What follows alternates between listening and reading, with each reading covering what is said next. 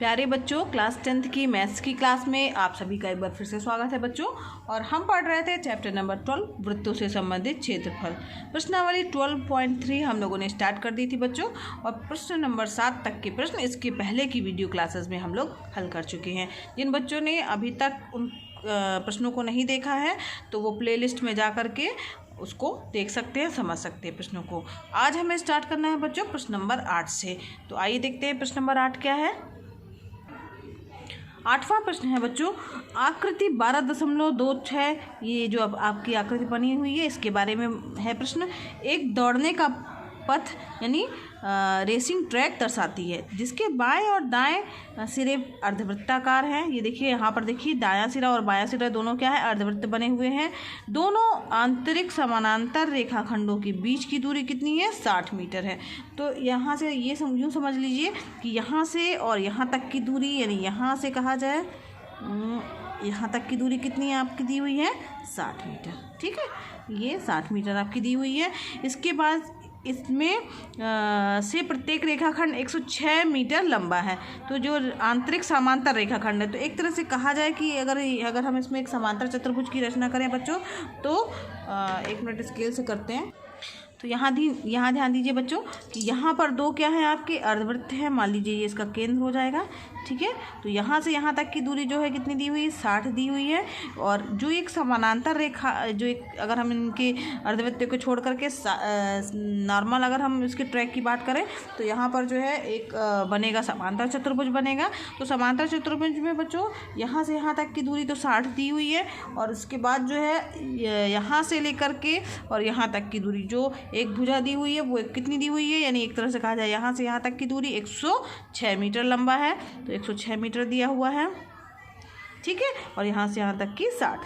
ठीक, यदि यह पथ 10 मीटर चौड़ा है, यानी चौड़ाई इसकी कितनी दी हुई है, 10 मीटर, यानी यहाँ से यहाँ तक की दूरी जो है वो कितनी दी हुई है, 10 मीटर। ठीक है, तो ज्ञात कीजिए। अब 2 चीज़ें इसमें ज्ञात करने के लिए प्रश्न में दिया है, पथ के आंतरिक किनारों के अनुदिश एक पूरा चक्कर लगाने में चली गई दूरी और पथ का हमें क्षेत्रफल ज्ञात करना है। ये दोनों चीज़ें जो हैं हमें ज्ञात करनी है। आपको चित्र जो है समझ में आ गया होगा, ये आप अपनी फेयर कॉपी में अच्छे से बना लीजिएगा। अब हम इसको हल करते हैं। तो यहाँ पर ध्यान दीजिए बच्चों, अगर हमें पथ के आंतरिक किनारों के अनुदिश एक पूरा चक्कर लगाने में चली गई दूरी की बात करें अगर हम इसकी परिधि ज्ञात कर लें वृत्त की, ठीक है, दोनों अर्धवृत्ताकार पथों की परिधि ज्ञात कर लें तो वो हो गई परिधि हमारी। और साथ ही बच्चों जो ये है समांतर चतुर्भुज जो है ना, तो उसके ये समांतर चतुर्भुज जो है उसकी जो है समांतर रेखाओं की लंबाई, अगर यहाँ से यहाँ तक की दूरी और यहाँ से यहाँ तक की दूरी जो है उन दोनों को जोड़ दिया जाए और साथ ही इसकी वृत्त की परिधि को जोड़ दिया जाए, तो हमारे पास एक चक्कर लगाने में चली गई दूरी ज्ञात हो जाएगी। इसके बाद हम क्षेत्रफल ज्ञात करेंगे। तो आइए देखते हैं इस प्रश्न को कैसे हल करेंगे। तो सबसे पहले बच्चों हम अर्धवृत्ताकार जो है पथ है उसकी आंतरिक त्रिज्या हम मान लेंगे r' है। ठीक है, तो लिखिए, इसका पहला भाग हम पार्ट हल करने चल रहे हैं। तो अर्धवृत्ताकार पथों की आंतरिक त्रिज्या, अभी क्या होगी बच्चों, तो ये मान लिया हमने r', तो चूँकि उसमें पूरी दूरी कितनी दी हुई है, 60 मीटर की दी हुई है, तो 60 का आधा अगर हम कर देंगे तो वो हो जाएगी हमारी त्रिज्या। तो ठीक है, इतने मीटर हो जाएगा, यानी 2 से भाग देंगे तो 30 आ गया, यानी 30 मीटर क्या हो गई उसकी त्रिज्या हो जाएगी। ठीक है, अब यहाँ पर जो है अब परिधि हम ज्ञात कर लेते हैं। तो इसलिए दोनों अर्धवृत्तों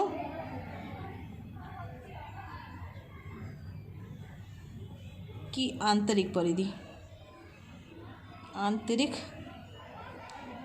परिधि बराबर, अब परिधि का क्या फार्मूला होता है, 2πr, तो 2πr' हो गया। ठीक है, अब चूंकि अर्धवृत्त है तो आधा हो गया और 2 वृत्त हैं तो 2 गुना हो गया। ठीक है, ये समझ में आ गया।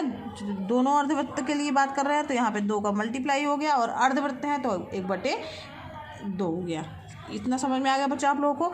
2 से 2 कैंसिल हो जाएगा और 2 पाई आर डैश ही आएगा। यहाँ पर मान रख दीजिए। पाई का मान क्या होता है 22/7, आपको पता ही है। और आर का मान हमारे पास में आया 30 मीटर। अब यहाँ पर इसको हल करेंगे तो यहाँ पे कुछ कटने वाला नहीं है, 1320/7 मीटर में आ जाएगा। ये हमारे पास क्या हो गया, इसकी आंतरिक परिधि हो गई। अब चूँकि दोनों समांतर रेखाएं जो थी हमारी वो कितने मीटर लंबी हैं, 106 मीटर की लंबी हैं ना। तो आप चाहे तो एक बार चित्र फिर से देख लीजिए, 106 मीटर। तो बच्चों यहाँ पर हमने इस अर्धवृत्त की आंतरिक परिधि ज्ञात कर ली है। इस वृत्त की आंतरिक जो है वो हम लोगों ने क्या ज्ञात कर ली है, परिधि ज्ञात कर ली है। तो ये दोनों की परिधि तो हो गई, यानी ये वाला क्षेत्र हो गया हमारा, ये वाला क्षेत्र हो गया। और अब हम इसमें ये वाली लाइन और ये वाली लाइन यानी ये दोनों चीज़ों को जोड़ दें। ये यहाँ से यहाँ तक की दूरी 106 मीटर है, तो यहाँ से यहाँ तक की दूरी भी कितनी है, 106 मीटर ही होगी, क्योंकि समांतर चतुर्भुज है। तो ये दोनों हम जोड़ देंगे, ठीक है। तो यहाँ पर हो जाएगा बच्चों दोनों आंतरिक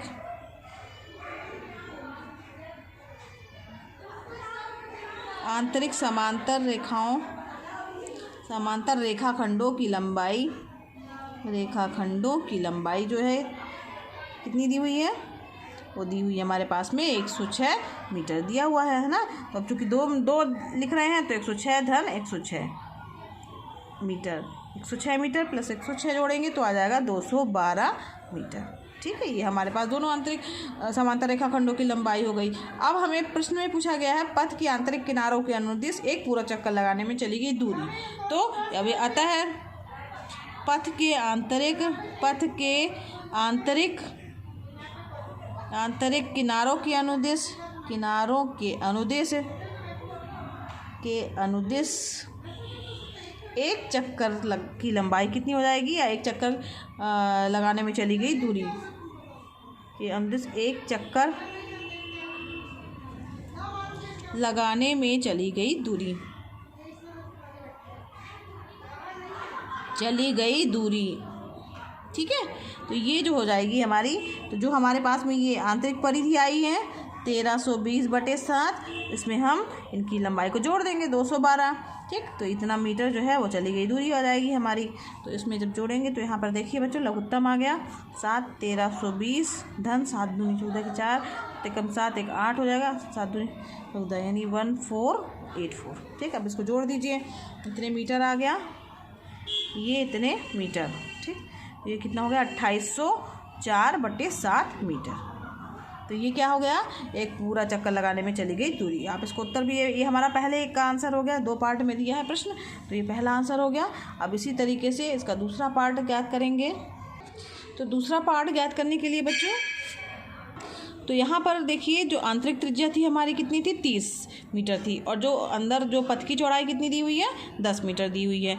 तो बाहर जो है उसकी त्रिज्या कितनी हो जाएगी, 10 धन 30 यानी 40 हो जाएगी। समझिए चित्र की सहायता से, जैसे ये दिया हुआ है तो यहाँ ये 60 दिया हुआ है, तो 60 का आधा कितना हो जाएगा 30, तो ये त्रिज्या 30 हो गई, ठीक है। यहाँ से यहाँ तक की दूरी 30 है, और ये कितना दिया हुआ है, इसके बीच की गैप 10 है, तो 30। तो कुल मिला के अगर हम बाह्य त्रिज्या की बात करें तो कितनी हो जाएगी, 30 धन 10 कितना हो जाएगा, यहाँ का भी 10 जुड़ जाएगा ना, ये वाला 10, तो टोटल यहाँ से यहाँ तक की दूरी कितनी हो गई 40, ठीक है। तो यहाँ पर बच्चों लिखिएगा, चूँकि वृत्ताकार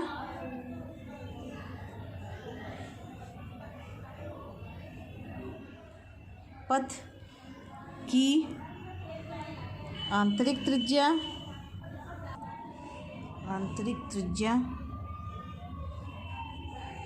आर डैश कितना है, 30 मीटर है, ठीक है। पथ की चौड़ाई कितनी दी हुई है,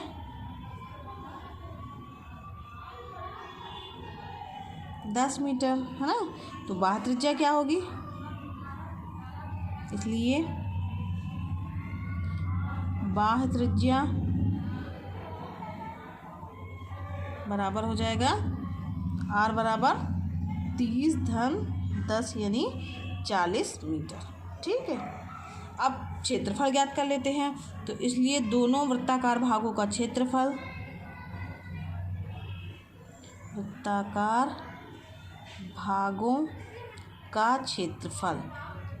क्षेत्रफल का सूत्र क्या होता है, पाई आर स्क्वायर होता है, ठीक है। तो यहाँ पर पाई आर स्क्वायर की जगह क्या हो जाएगा, R square minus R dash का स्क्वायर, ठीक। तो यहाँ पर फार्मूला लग जाएगा pi R square, A square minus B square का फार्मूला लगेगा तो क्या हो जाएगा बच्चों, A plus B A minus B, तो आर प्लस आर डैश, तो यहाँ पर आर माइनस आर डैश।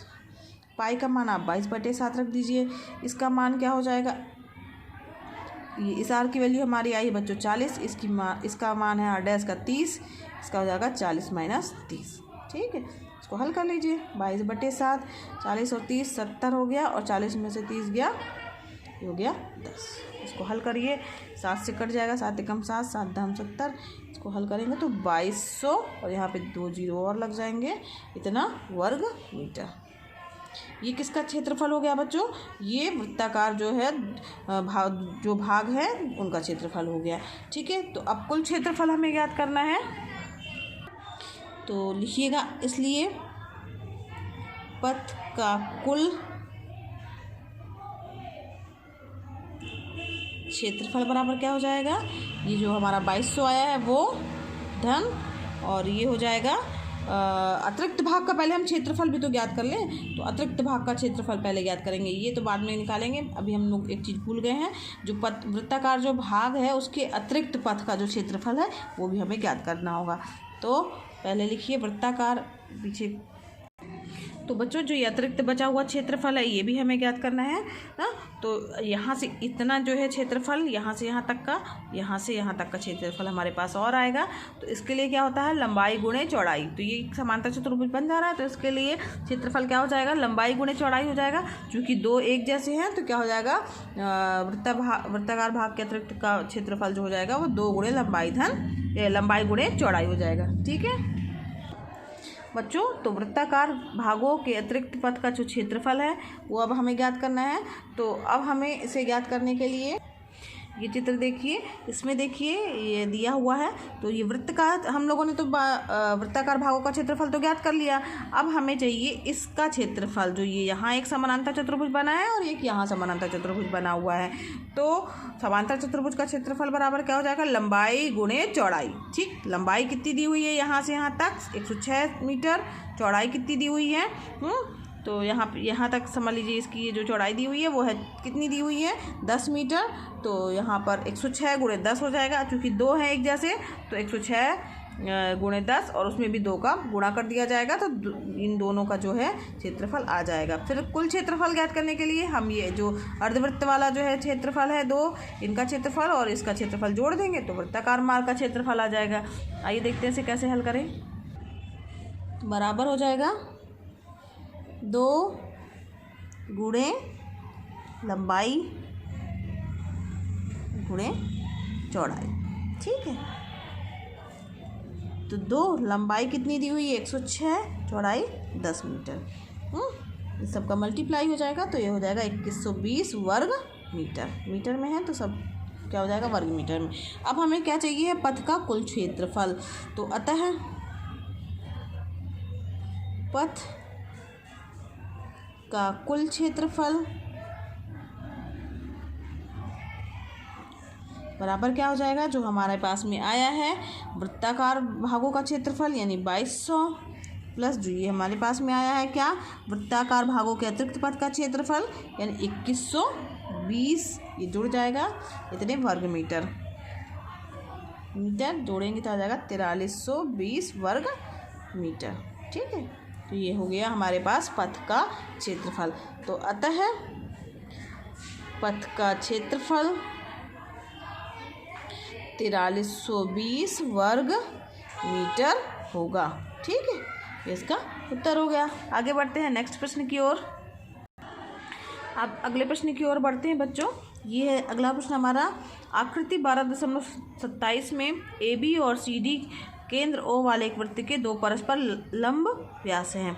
ठीक है, तो ये आपका चित्र हो गया। ए बी और सी डी जो है वो क्या है, वो हमारा केंद्र है और ये 2 क्या है, उसके व्यास हैं जो एक दूसरे पर लंबवत हैं।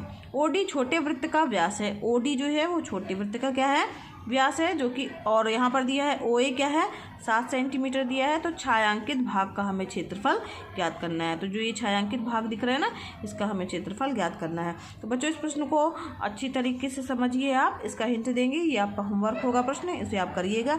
सबसे पहले आप क्या करेंगे, छोटे वृत्त का क्षेत्रफल निकालेंगे। तो छोटे वृत्त का क्षेत्रफल क्या हो जाएगा, यहाँ से यहाँ तक की दूरी आपकी 7 दी हुई है, तो इसकी त्रिज्या क्या हो जाएगी बच्चों, इसकी त्रिज्या हो जाएगी 7/2। ठीक है, तो वृत्त का क्षेत्रफल क्या होता है πr²। तो यहाँ पर पाई का मान 22/7 रख दीजिएगा और आर का मान क्या हो जाएगा 7/2 का स्क्वायर। ठीक है, तो यहाँ पर आप आ जाएगा छोटे वृत्त का क्षेत्रफल। अब आपको क्या करना है बच्चों, इस पूरे अर्धवृत्त का क्षेत्रफल निकालिएगा। ठीक है, इस अर्धवृत्त का क्षेत्रफल क्या हो जाएगा 1/2 πr²। यहाँ पर आर की वैल्यू क्या हो जाएगी, यहाँ पर आर का मान है 7। ठीक, तो यहाँ पर इस तरीके से आपका इसका क्षेत्रफल ज्ञात हो जाएगा। अब आप क्या करिए, त्रिभुज का क्षेत्रफल निकाल लीजिए और अर्धवृत्त के क्षेत्रफल में घटा दीजिए। तो त्रिभुज का क्षेत्रफल क्या होता है 1/2 और आधार गुणे ऊंचाई, तो 1/2 ये आधार हो जाएगा, AB आधार हो गया, इसका मान आपको पता है क्या कि ये 7 है। तो ये यहाँ से यहाँ तक कितना हो जाएगा, पूरा 7 धन 7 यानी 14 हो जाएगा ना। और यहाँ से यहाँ तक की दूरी 7 है, ऊंचाई भी कितनी है इसकी, यहाँ से यहाँ तक की 7। तो त्रिभुज का क्षेत्रफल प्राप्त हो जाएगा, त्रिभुज का क्षेत्रफल। तो अब त्रिभुज के क्षेत्रफल को इस अर्धवृत्त के क्षेत्रफल में से घटा दीजिएगा। तो जो हमारे पास में छायांकित भाग है ये वाला इसका क्षेत्रफल आ जाएगा। तो इसके क्षेत्रफल में को इस अर्धवृत्त के छोटे वाले वृत्त के क्षेत्रफल में जोड़ दीजिए, ये आपका छायांकित भाग का क्षेत्रफल आ जाएगा। करिएगा जैसा बताया गया है। अगर नहीं समझ में आ रहा है एक बार फिर से वीडियो को रिपीट करिएगा, वैसा ही करिएगा, आपको निश्चित रूप से बन जाएगा और इसका आंसर आ जाएगा। ठीक है, तो आज के लिए बच्चों बस इतना ही। इसके आगे के प्रश्न जो है प्रश्न नंबर 10 से जो है हम नेक्स्ट वीडियो क्लास में हल करेंगे। और अगर पढ़ाना समझ में आ रहा हो बच्चों तो वीडियो को लाइक कीजिएगा। अगर आप चैनल पर नए हैं तो चैनल को सब्सक्राइब कीजिए। बच्चों ये वीडियो क्लासेस एकदम निःशुल्क हैं, फ्री है, तो आप भी इसका लाभ लीजिए, अपने फ्रेंड्स को भी शेयर कीजिए ताकि वो भी इसका लाभ ले सके। धन्यवाद बच्चों, मिलते हैं नेक्स्ट वीडियो क्लास में।